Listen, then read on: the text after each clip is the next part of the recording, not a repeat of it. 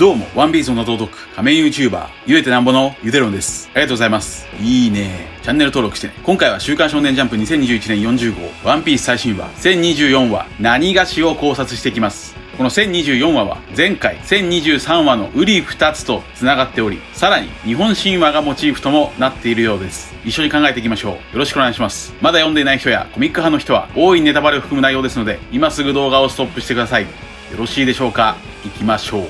前回1023話ではゾロやサンジ、キングのルーツが判明したり、8歳の桃之助が巨大な竜になるなど、まさに神回でした。今回1024話のスタートは場内2回で何やら覇王色の覇気を放つ謎の人物。しかしこれはなぜかワニのスマイルに乗って生きっているウソップ。どうやらお得意のウソと下の階で戦っているビッグマムの覇王色の覇気を利用して敵をひれ伏しているようです。これが1024話の話数の語呂合わせ1つ目、ひれ伏す。ウソップにひれ伏すでしょう。4は中国語で数です。このウソップはもしかすると覇気によって揺れを起こしたと嘘をついたウソップとリンクするのでしょうか。ウソップの嘘は後に高確率で実現します。またウソップはここでワニのスマイルに乗っていますが、これはもしかすると出雲大社の神話稲葉の白ウサギのイメージでしょうか。稲葉の白ウサギとは、ウサギがワニを騙してワニを海に並べて島を渡るも騙していたことがワニにバレて、ウサギは皮を剥がされてしまいます。その後、大国主の御事という神様に助けてもらう神話ですので、この後ウソップは化けの皮が剥がされそうです。この出雲大社の神話はこの1024話で同じく出雲国に伝わる神話雨の岩戸にヤマトを通してつながるようです。ナミはこの隙にフランキーにルフィの安否を確認中。フランキーとハートの海賊団はゾロとサンジが戦うライブフロアへ敵の流入を防いでいます。一方、場内3階のブルックは気絶したロビンを抱えて仮想済みの死者ブルックがケツに火をつけて激走中。これが1024話の話数の語呂合わせ2つ目、火の節。火の節でしょうか。場内はオロチが放った炎で火の海と化しています。場面は変わってヤマト VS カイドウ。ヤマトはまるで歯が立たず、ここでカイドウはおでんの名を背負うなら戦争を覚悟しろと言い、場面は20年前光月おでんの処刑から1週間後へ。どうやらヤマトは鬼姫と呼ばれているようで、おでんの死後1週間暴れ続けたようです。これが1024話の話数の語呂合わせ3つ目、ゼロを前につけておでんの死。おでんの死でしょう。こちらの語呂合わせは2週間前に予想して的中できました。前回1023話では8歳の桃之助が28歳の大人になりましたが、今回1024話では逆に28歳のヤマトの8歳の時の話が展開されており、桃之助とヤマトも瓜二つ、表裏一体になるようです。鬼姫と呼ばれ8歳のちびヤマトは周りの百獣海賊団たちを覇王色の覇気で気絶させています。やはりヤマトは覇王色の覇気の持ち主でした。これが1024話の話数の語呂合わせ4つ目、ジーニアス。ジーニアスでしょう。ジーニアスとは天才、特殊な才能、そしてラテン語で守り神という意味もありますから、日本の守り神と言われるヤマトの能力、大口の真神ともかかっています。となるとヤマトは海楼石の女王をつけた状態でエースと互角に戦い、ウルティを一発で倒すほどの強キャラですから、佐々木がヤマトの牙にビビっていたことにも頷けます。ヤマトは女性キャラの中ではビッグマムに次ぐ世界ナンバー2の実力者かもしれません。ヤマトの覇王色に将来性を感じるカイドウ。しかし、おでんを名乗るなら死ねと言い、ヤマトを天と書かれた岩屋に閉じ込めました。これが日本神話、雨の岩戸でしょう。雨の岩戸とは、太古の時代の太陽の神、アマテラスには暴れん坊の弟、スサノオがいた。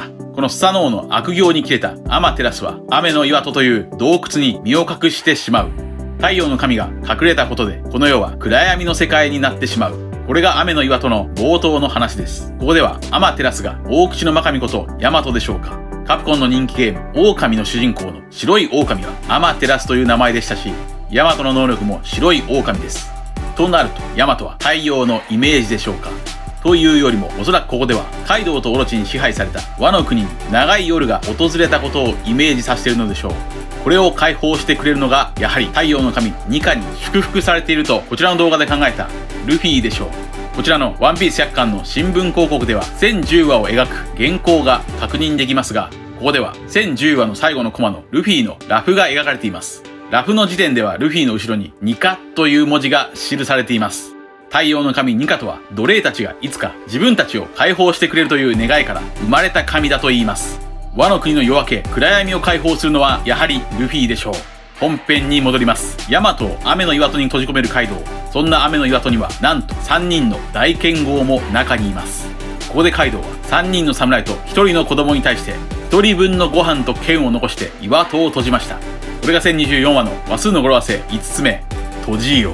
閉じよでしょう。閉じられ、そして貼り付けにされ腹を空かせたヤマト。おでんを殺したカイドウの子供ヤマトに3人の侍たちが動きます。殺されると怯えるヤマトでしたが、侍たちはヤマトにご飯を差し出し、侍は腹など空かぬものだと言います。これが1024話の話数の語呂合わせ6つ目。摂取。摂取でしょう。涙を流しながらご飯を食べるちびヤマト。これはパンクハザードでお腹を空かせていた桃之助が侍として誰からも施しを受けず痩せ我慢していたものの、金右衛門に促されて3時のご飯を涙を流しながら食べた2人と瓜二つでしょう。さらにこの鬼姫ヤマトは鬼人の銀とも瓜二つです。銀も3時からご飯をもらい泣きながら食べていましたし、銀が所属していた海賊船の船長ドン・クリークはゼフの公開日誌を手に入れようとしていました。さらに銀の服には2匹の竜が描かれているのも面白いです。ここで一人の侍がヤマトの情を切って解放します。この時の刀は黒刀でしょうか。侍は楊枝を加えてボリボリと体を描いています。その姿はまるで象狼。そして上に向けた楊枝は日本のことわざ、武士は食わねど高楊枝。武士は食わねど高楊枝とは、武士たるもの、たとえ貧しくて食べるものにこと書いても十分に食べたふりをして楊枝を使い、キーは高く持ち、恥ずべきことをしてはならないという例えです。ちなみに1024話の1024を分解すると武士道になるのも面白いです。このゾロそっくりの侍にヤマトは名前を尋ねますが、侍は負けた侍の中何が人でも呼んでくれと言います。これが1024話の話数の語呂合わせ7つ目。言わん武士。言わん武士でしょう。しかしこの侍の顔はまさしくゾロです。おそらく下月牛丸でしょう。しかも牛丸は前回1023話で瓜二つと言われた赤眼のゾロと赤眼の龍馬と同じ左目を負傷しています。すると他の2人の剣豪は宇月家、天月家、風月家の人間でしょうか。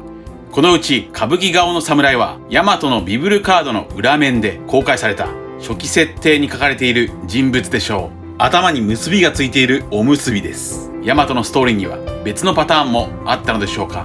もう一人の侍は伝次郎に似ていますが血縁者でしょうか。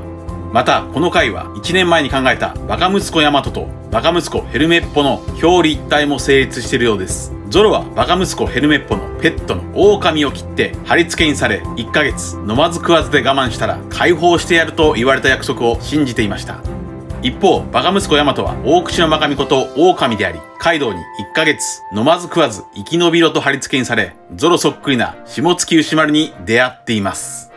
ここで何菓子を語呂合わせしてみましょう。何菓子の語呂合わせは何菓子。語呂合わせ的には725話になります。725話ではドフラミンゴにローがコラソンの本懐を遂げるために生きていると言い、これはおでんの本懐開国を遂げるために戦うヤマトとリンクし、さらにルフィに憧れるバルトロメオもおでんに憧れるヤマトのイメージ。さらに負けて閉じ込められておもちゃにされ名前や記憶を奪われるドレスローザの戦士たちは負けて閉じ込められなお何菓子と名乗った侍たちと繋がっているでしょう。しかしここで疑問となるのは下月牛丸の相棒鬼丸です。鬼丸は牛丸そっくりなゾロを見ても特に何の反応もしていませんでした。所詮はやはり狐なのでしょうか。ここでちびヤマトがおでんの公開日誌を読みたいと侍たちに言うと、侍たちは驚きの表情。これが1024話の話数の語呂合わせ8つ目。ゼロを前につけておでんの日誌。おでんの日誌でしょう。こちらの語呂合わせは1週間前のコメント欄で数多くの方が的中していました。さすがです。そしてさらにこのおでんの日誌は1024話の話数の語呂合わせ9つ目。トップシークレット。トップシークレットでしょう。おでんの濃密な冒険が記された公開日誌。おでん万有記をキラキラとした憧れの表情で読む8歳のヤマト。おでんの公開日誌には空白の100年とは、D の一族とは、古代兵器とは、さらにロジャーの夢の果て、それはイコールルフィの夢の果ても書いてあり、そして光月おでんが20年後に待ち望んだジョイボーイについても書いてあるでしょう。ヤマトはどこまで世界のトップシークレットを知ったのでしょうか。それから10日後、8歳のヤマトは衰弱しつつ、20年後の戦いでは和の国のために戦うと3人の大剣豪たちに誓いました。すると侍たちは、それは心強い。では、拙者たちはお主をここで死なせぬことで未来の戦いに参戦いたそう。と言い、牛丸は背中に描かれた交差した剣の入れ墨を見せます。これが1024話の話数の語呂合わせ10個目。背にした。背にしたでしょう。背にしたとは背中を見せる、あるいは背負うという意味です。そう。ヤマトという存在はワノ国の大剣豪たちによって未来へ生かされた存在。受け継がれる意志。そんな侍たちがかっこよすぎて痺れます。そしてこの下月牛丸の背中の交差する剣の入れ墨は下月幸四郎の服のマーク、道場のマークと同じです。しかもこの道場ではゾロの赤眼を真似して左目にテープを貼っている子供たちが面白いです。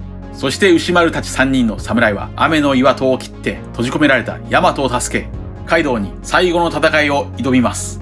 この時、大岩を切った牛丸はゾロのおにぎりに瓜二つです。さらに切られた岩の形はまるで太陽のような形。ここでも奴隷を解放する太陽の神ニカのイメージが描かれています。場面は現代に戻って金棒を振り上げるヤマト。ヤマトは、なぜ僕の自由を奪う？なぜワノ国の自由を奪う？と父親カイドウに詰め寄ります。これが1024話の話数の語呂合わせ11個目。自由にして。自由にしてでしょう。そんなヤマトをカイドウは青二歳と呼びますが、これは前回考えた1023話の話数の語呂合わせ青二歳。青二歳と繋がっていて面白いでしょう。そしてここで覇王色の覇気をまとったカイドウとヤマトの雷鳴八卦がぶつかり合いました。本編の考察は以上です。続いてはいつものように次号1025話や1026話の展開を話数の語呂合わせとともに考えていきましょう。1025話の話数の語呂合わせ予想。一つ目は先週と同じく0を前につけておでんの子。おでんの子というのはどうでしょうか。光月おでんの子、桃之助や光月日和、そして今回のヤマトもまたおでんの子でいいでしょう。さらにルフィがもしもおでんが20年前に待っていたジョイボーイなら、ボーイですからルフィもまたおでんの子でいいでしょう。つまり前回考えたように桃太郎は桃之助、猿はモンキー D ルフィ、犬はヤマト、大口の真神お犬様、そしてキジが光月日和なら桃太郎が完成し、その4人は全ておでんの子。おでんは生前桃源農園という桃を作っていましたから、桃太郎の生みの親のイメージがあります。1025話の話数の語呂合わせ予想2つ目は特攻。特攻というのはどうでしょうか。カイドウへ向かってルフィを乗せた巨大な竜桃之助が特攻してきそうです。1025話の話数の語呂合わせ予想3つ目は突合。突合というのはどうでしょうか。突合とは数字やデータを比較、付き合わせることです。もしかしたら自分と同じ竜である瓜二つの桃之助の姿を見てカイドウが驚くかもしれません。ここまで飛び六方退治が終わってキングとクイーンの戦いが描かれ、さらにこの1024話ではカイドウとヤマトの戦いが描かれました。そしてナミはルフィの安否を確認していますから、次の1025話ではいよいよルフィが鬼ヶ島に復帰して竜のカイドウ VS 竜の桃之助の戦いが始まりそうです。ここで少し脱線しましょう。この竜 VS 竜というモチーフは最終章と瓜二つになるのではないでしょうか。最終章における竜 VS 竜とはもちろん天竜人 VS ドラゴンです。革命軍ドラゴンはやはり世界に夜明けをもたらすために天竜人に戦いを挑むでしょう。脱線しましたが、次に1025話の次1026話も予想していきましょう。この1026話はおそらくコミックス101巻の最後の話数ですから、衝撃的な展開になることが予想されます。そしてこの1026話の語呂合わせは半年前から言ってきたように火祭り。火祭りでしょう。僕は半年前、火祭りの語呂合わせは1020話と1026話であり、この火祭りの語呂合わせには何かが起こると考えてきました。それは火祭りとは亡き人に思いが届く日だからです。それは盛大であるほど思いが届くと言います。鬼ヶ島は今オロチやブラックマリアが放った炎で火の海であると1024話では語られ、火祭りへの下地が完成してきています。最初の火祭り1020話ではブラックマリアがワニュードで火を起こし、さらにゲンムによってロビンに亡き人オルビアやクローバー博士、サウロを見せていました。これは1026話の火祭りの前哨戦ではないでしょうか。1026話では亡き人光月おでんや光月時に思いが届くと考えます。つまりそれは光月おでんの2人の子供、いや光月家の2本の刀、桃之助と日和が揃ってカイドウに一矢報いるのではないでしょうか。以上です。皆さんはどう思われましたか。ご意見や考察してほしいなどがあればコメント欄までよろしくお願いします。ありがとうございました。チャンネル登録やコメントよろしくお願いします。